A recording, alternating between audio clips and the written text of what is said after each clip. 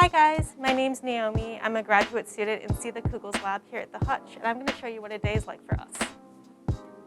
Here in the Kugel Lab, we study one particular subtype of pancreatic cancer. It's called basal, and it's the most aggressive form of pancreatic cancer. And we're trying to figure out what markers in this cancer make it so aggressive. So one of the things I'm doing today is trying to mutate specific points in the genetic code for this marker to see how that changes the behavior of the cells. Right, so this is all to just extract DNA.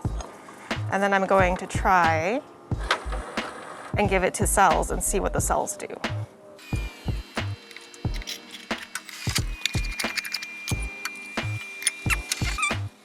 So once I would have extracted the DNA, I'm going to run it on a gel to see if I can see the differences that I'm trying to make. So the gel will help separate the different bands of DNA, and I'll be able to tell if the change I'm trying to make is there or not. After I give this DNA to cells, I'm going to see if the protein that I'm trying to change is also being changed. In the cell, DNA, or the genetic code, is translated into proteins. And what I'm trying to do is look at if some of these proteins are high or low, because we think that some types of pancreatic cancer are really high in certain proteins and really low in other proteins. And if we know how that correlates to disease, then we can start to treat people based on those protein states.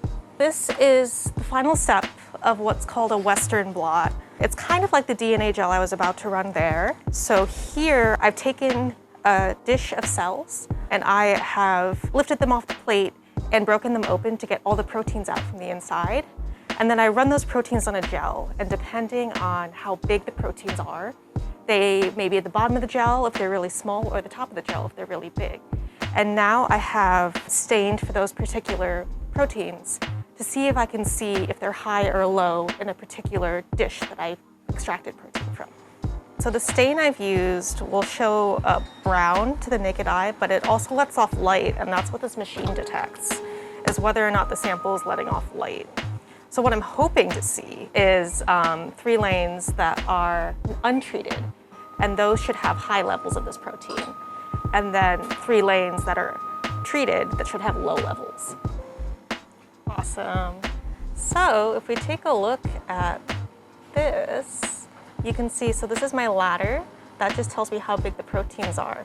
But here, like I was saying earlier, I have 3 bands that are really high in the protein because they've stained for it, and 3 bands that are really low, which means my experiment worked.